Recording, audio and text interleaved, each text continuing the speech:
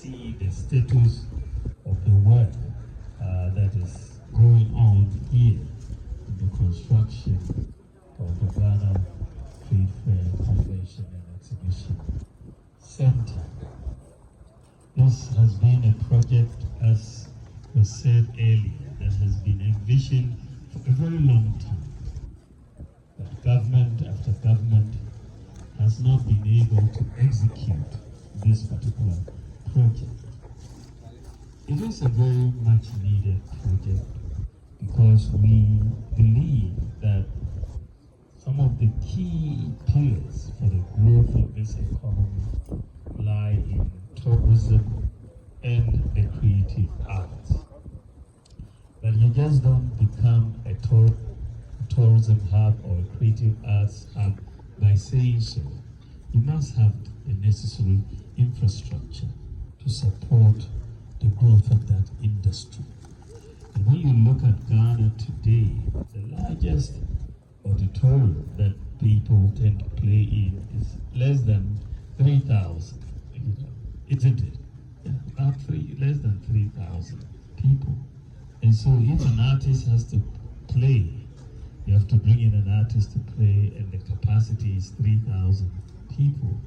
That means they have to charge much higher prices to make up for their costs.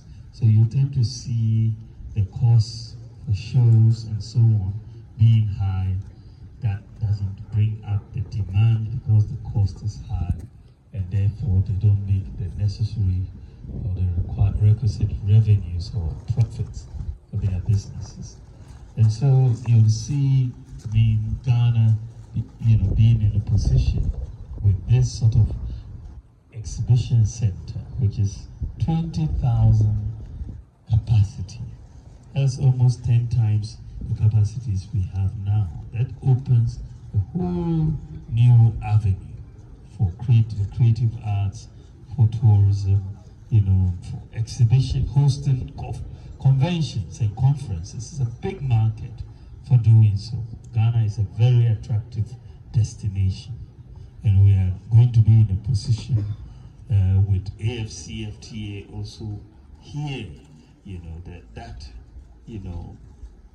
synergy between hosting the AFCFT Secretariat here.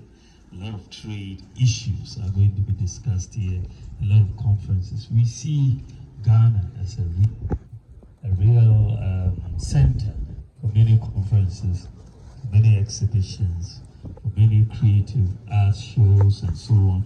We already have our December in Ghana and beyond the return and so on. So you see so many opportunities that will help grow this economy. And so we are very, very excited. I wanted to come here to see. I had a previous meeting a few weeks ago with Agnes in my office to get an update of where we were. She gave me an update, and I said, well, I would like to come and see for myself where we really are. And I must tell you, I'm very, very impressed. I want to thank the contractor, the consultant, and the workers and the management for where they've gotten us to today. You may not realize it, but this is very, the work is very advanced. But you may look at this and you may see a share, but all the amenities have been provided. The roads, the fiber, the water, the electricity, everything. And so what they are telling us is that in the next 8 months, this project will be complete. And we are going to hold them to it. And I'm hoping by the grace of God that I will come and commission this project in September.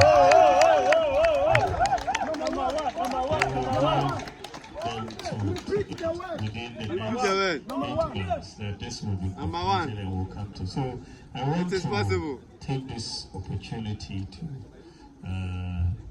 reassure the creative arts industry, because I know, talking to you and what we said we were going to do to build this type of facility, because one of the biggest problems that the creative arts industry has is the space, to actually do shows, to bring in people, and all of that. That constraint is real. But I want to assure you that by the grace of God, with the continuation of this project, we should have something for you in 8 months' time that is world class. That is world class. And I also want to take the opportunity to make the point that what is happening in trade fair today and why we have been able to make the progress we have made, and we are 8 months from completion, is because of the new approach that we've adopted in bringing on board a private-public partnership. That has been a game changer. And as I have said in our manifesto, this is the way forward for Ghana. And I'm going to do more, to bring more in the private sector, to take out of government expenditure 30 billion Ghana cedis each year in favor of the private sector. Each year. Number one, it is possible. You can do it. A lot more and do that, so that we support the private sector. Without the private sector, we wouldn't be this advanced. So I want us to understand this new model that we are trying to implement in many things, and I want the private sector to really be center stage in most of the things that we are going to do in the infrastructure space and so on going forward for this country. I'm very optimistic, and I thank you all for this. And I also want to thank our incoming MP for Ladade, Joseph, for being here and for supporting. God bless all of you. Thank you.